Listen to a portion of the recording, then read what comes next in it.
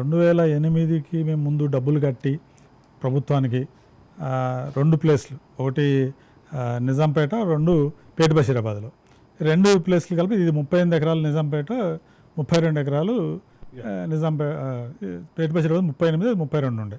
So మొత్తం 72 ఎకరాలు సొసైటీకి మేము డబ్బులు ఇచ్చి మార్కెట్ రేట్ ప్రకారం ఆ రోజు ప్రభుత్వం నిర్ణయించిన రేట్ ప్రకారం సొసైటీలో ప్రతి సభ్యుడు 2 లక్షల రూపాయలు కట్టి ప్రభుత్వం నుంచి మనం అది ఒక రంగం మేము కొనుక్కున్నాం దాన్ని. ప్రభుత్వం మాకేమీ ఉచితంగా ఇవ్వాల, ప్రభుత్వానికి డబ్బులు కట్టాం మనం. సరే అప్పుడున్న రకరకాల పరిస్థితులు రీత్యా మాకు ఓన్లీ నిజాంపేట మాత్రమే ప్రభుత్వం హ్యాండ్ ఓవర్ చేసింది, కానీ పేట బషీరాబాద్ మాత్రం హ్యాండ్ ఓవర్ చేయలేదు. సరే దాని వెనకాల చాలా కథలు కమామిషులు జరిగినాయి.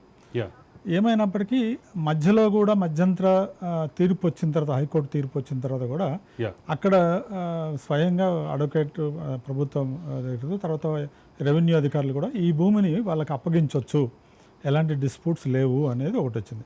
ఇటీవల కాలంలో మనం కొంచెం యాక్టివ్ అయి దీన్ని మనం స్వాధీనం చేయాలి అని అడిగిన తర్వాత అప్పుడు కూడా మేము ఎంఆర్ఓకి, జిల్లా కలెక్టర్కి మన సభ్యులు కొంతమంది మెమరాండం ఇస్తే పేపర్లో కూడా వార్తలు వచ్చినాయి.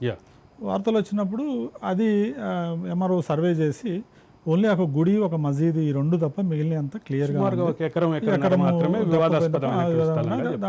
ఆ 2 ప్రార్థనా మందిరాలు ఉన్నాయి కనుక అటు జోలికి వెళ్ళకుండా మిగిలినది ఏది కూడా లీగల్ శాంటిటీ ఎవరికి లేదు. ఏదో పిటిషన్స్ చేశారు కానీ నేను కొట్టివేయబడినాయి.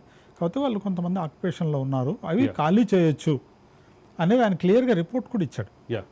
సో దాన్ని దృష్టిలో ఉంచుకొని మేము సంఘంగా రకరకాల పద్ధతుల్లో, రకరకాల విషయాల్లో అప్పుడున్న ప్రభుత్వానికి అప్పీల్ చేయడానికి, అప్పుడున్న ముఖ్యమంత్రి గారిని లేకుంటే కేటీఆర్ గారిని కలవడానికి మేము చేయని ప్రయత్నం లేదు, విశ్వ ప్రయత్నం చేసాం.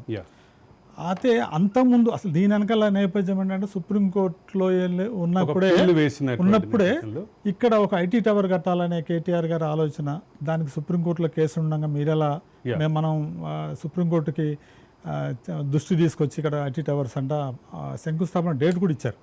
సో ఇదంతా ఉందంటే సుప్రీంకోర్టు అడిగింది, అట్లా చేస్తారు మీరు కోర్టులో ఉన్నప్పుడు, వివాదంలో కోర్టులో ఉన్నప్పుడు మీరు ఎలా చేస్తారు అన్నప్పుడు అప్పుడు ఏదో మాకు తెలియక చేసాము అని చెప్పి వెనక్కి తప్పుకున్నా. అంటే అక్కడే పునాది ఉంది, అక్కడే పునాది ఉంది. దీన్ని జర్నలిస్టులకి ఇవ్వడం ఎందుకు అనే ఒక పెడధోరణి, అంటే ఒక పెడ ఆలోచన, ఒక సెకండ్ థాట్